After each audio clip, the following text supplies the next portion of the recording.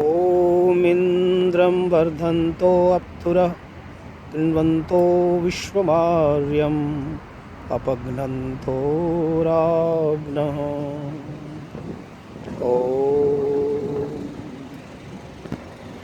सभी मित्रों को हार्दिक अभिवादन। सर्वेभ्यो नमः। आज 11 जून सन 2023 रविवार का दिवस दी हेग शहर यूरोप से मैं आपके समक्ष प्रस्तुत हूँ। आज आर्य समाज मंदिर में सत्संग में भाग लेने का सौभाग्य मिला, जहाँ पर अप्रवासी दिवस के उपलक्ष्य में और संस्था के 55वें स्थापना दिवस के उपलक्ष्य में और 150 वर्ष हुए कि प्रवासी लोग, अप्रवासी भारतीय लोग भारत से बाहर सूरीनाम, गयाना, त्रिनिदाद आदि देशों में विस्थापित हुए, उनके इस उपलक्ष्य में कार्यक्रम था। बीते हुए दिन शनिवार को भी कार्यक्रम विस्तार रूप से सांस्कृतिक, धार्मिक और सामाजिक कार्यक्रम था। इसमें अनेक कार्यकर्ताओं ने, विद्वानों ने आकर के अपने अपनी बात कही। बच्चों का कार्यक्रम हुआ, भरतनाट्यम, नृत्य नाटिका प्रस्तुत की गई। नौजवानों ने भी लेक्चर, भाषण दिए और वृद्धजनों ने भी आशीर्वाद प्रदान किया। साथ ही साथ समाज के कार्यकर्ता, अधिकारी, प्रचारक गण भी उपस्थित हुए, जिनमें सर्वप्रथम श्री पंडित सूर्य प्रसाद पीरे जी, जो यहाँ के प्रमुख विद्वान हैं, अनेक भाषाओं को जानकार हैं और यहाँ की भाषा में ग्रंथों का अनुवाद करते रहते हैं। उनका भी आपने संदेश सुना। आचार्य नरदेव यजुर्वेदी जी भारत देश के विद्वान हैं, हमारे मित्र हैं, सहपाठी हैं, प्रिय भ्राता हैं। उन्होंने भी वेदों का प्रचार किया और जो इस समय सबसे अच्छा जो वेद मंजूषा का प्रकाशन हुआ है, वेद का, उस प्रकाशन का प्रचार किया और लोगों को सदस्य बनने के लिए, वेदों को घर में रखने के लिए उन्होंने आह्वान किया कि घर घर में वेद धर्म ग्रंथ हो, जो कि हम सबको संगच्छध्वम सम्मदध्वम सम्भो मनांसि जानताम देवा भागमिता पूर्वे संजानाना उपासते। वेद के इस आदेश को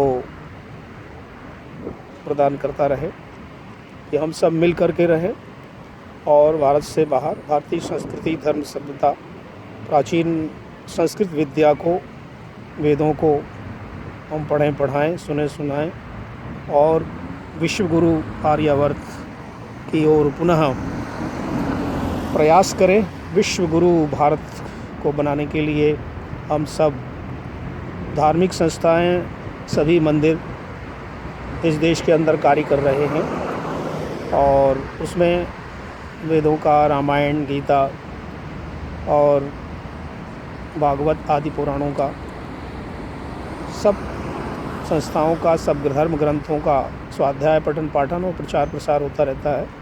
यहाँ आर्य समाज मंदिर हैं, राम मंदिर है, विष्णु मंदिर है, लक्ष्मी मंदिर है, सरस्वती मंदिर हैं और भी बहुत से आश्रम भी हैं, जहाँ आश्रमों में नियमित रूप से सत्संग लगते हैं।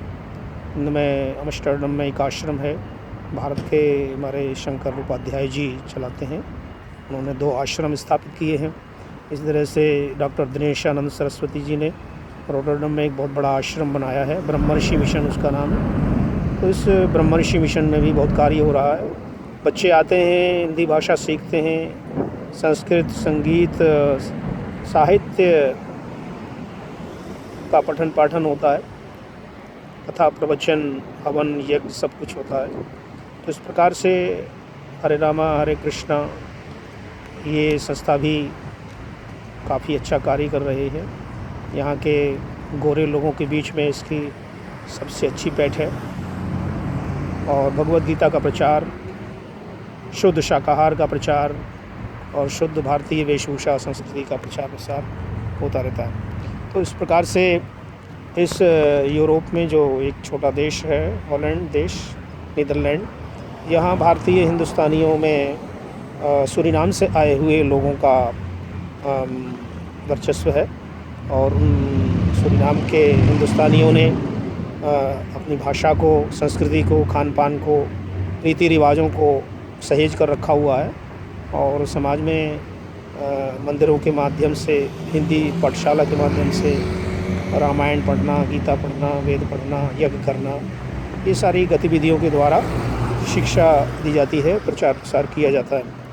तो मैं सभी संस्थाओं, आश्रमों, मठ मंदिरों और समाजों में आता जाता रहता हूँ और अंतर्राष्ट्रीय प्रचारक होने के कारण हम समस्त भारतीय वाङ्मय का, समस्त भारतीय संस्कृति का, समस्त भारतीय धर्म ग्रंथों का प्रतिनिधित्व करते हैं और सबकी जानकारी और सबका प्रचार प्रसार और सबका ही संदेश प्रदान करते हैं कि हम सब एक हैं, हम सब हिंदुस्तानी हैं, हम सब भारतीय हैं, जननी जन्मभूमि भारत माता हमारी माँ है और वेद संस्कृति सनातन सभ्यता हमारा आचार विचार है।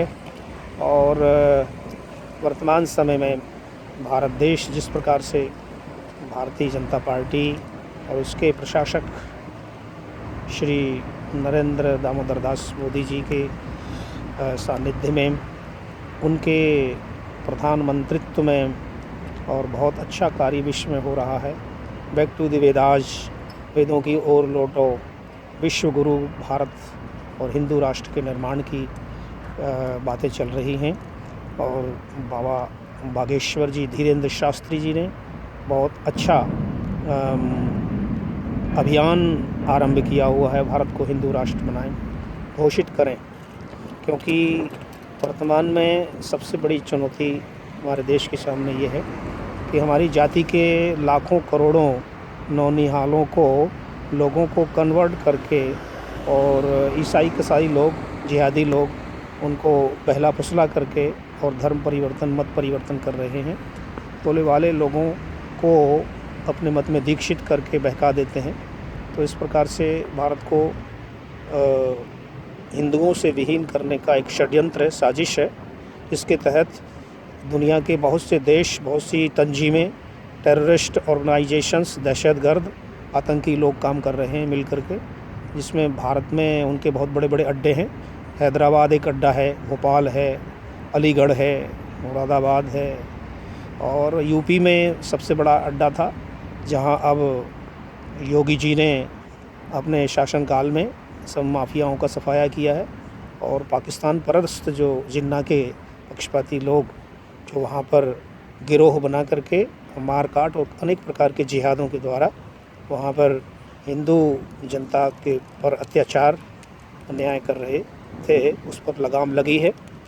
अभी पूरी तरह से इस पर कंट्रोल नहीं हुआ है। इसी प्रकार से मध्य प्रदेश में भी अभी गांव-गांव, नगर-नगर में और यहाँ वहाँ तराई क्षेत्रों में आतंकवादियों, जिहादियों के बहुत बड़े केंद्र चल रहे हैं अंदर ही अंदर, और सरकारों की सब्सिडियाँ ले रहे हैं और लोकतंत्र के नाम पर, प्रजातंत्र के नाम पर, तुष्टीकरण की नीति के अंतर्गत सरकारी संसाधनों के साथ में फल फूल रहे हैं। तो ये सब आगे चल कर के इस भारत राष्ट्र के लिए बहुत ही घातक सिद्ध होगा। इसके लिए अभी सभी संस्थाओं को मिलकर काम करना चाहिए। इस पर चर्चा विचार हुई।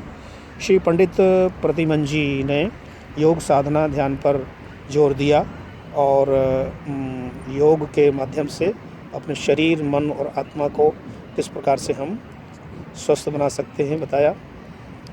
इसके साथ में ही समाज के और भी अधिकारी कार्यकर्तागण अपने अपने संदेश को लेकर उपस्थित हुए और खान पान और अनेक प्रकार के सांस्कृतिक कार्यक्रमों से कार्यक्रम बहुत अच्छा रहा। आज भी मंदिर के अंदर ये सब अनुष्ठान हुए। साथ ही हमारे एक मित्र श्री आनंद कुमार विरजा जी जो दिवंगत हो चुके हैं वर्षों पूर्व, वो इस समाज संस्था के अधिकारी, कार्यकर्ता और विशेष पुरोहित रहे हैं। उनका किया हुआ कार्य समाज के इतिहास में दर्ज है। तो डॉक्टर आनंद कुमार विरजा जी की पुण्य जयंती भी है, उस पर भी मौन रखा गया और उनको भी श्रद्धांजलि अर्पित की गई। उनकी श्रीमती जो पंडिता सविता जी हैं और एक पुत्री है उनकी, तो उनके प्रति भी शुभकामना व्यक्त की गई। हम भी अपनी ओर से शुभकामना व्यक्त करते हैं, दिवंगत आत्मा के प्रति श्रद्धांजलि अर्पित करते हैं। हमारे प्रिय भ्राता रामपाल शास्त्री जी ने कल ही डॉक्टर आनंद गिरिजा जी का स्मृति और उनका चित्र फेसबुक के माध्यम से उपलब्ध कराया और याद दिलाया कि उनकी स्मृति पुण्य स्मृति है। तो यहाँ अनेक प्रकार के सामाजिक, सांस्कृतिक और धार्मिक कार्य होते हैं। आप पीछे बिल्डिंग देख रहे हैं, ऐसे बड़े बड़े भव्य भवन बने हुए हैं और यहाँ का वातावरण बहुत अच्छा है। चारों ओर अगर आप देखें तो शांति है, नीरवता है, अच्छा मौसम है, कोई भीड़ भाड़ नहीं है।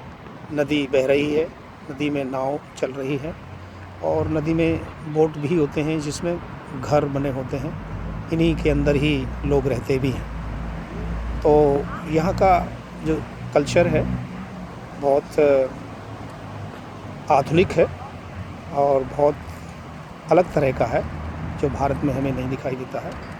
भारत में सर्वत्र ही भीड़ भड़का है और लोग सब जगह पर गंदगी करते हुए पाए जाते हैं।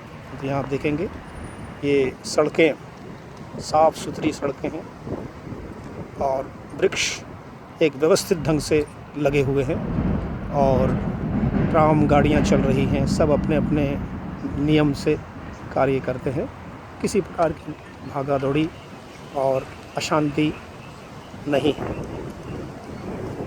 इस प्रकार से इस छोटे से देश यूरोप हॉलैंड से देवनाथ नगर से मैं आचार्य सामवेदी आप सबको अभिवादन करता हूँ और 55वें स्थापना दिवस पर आर्य समाज के लिए इस पर बधाइयाँ, शुभकामनाएँ देते हैं।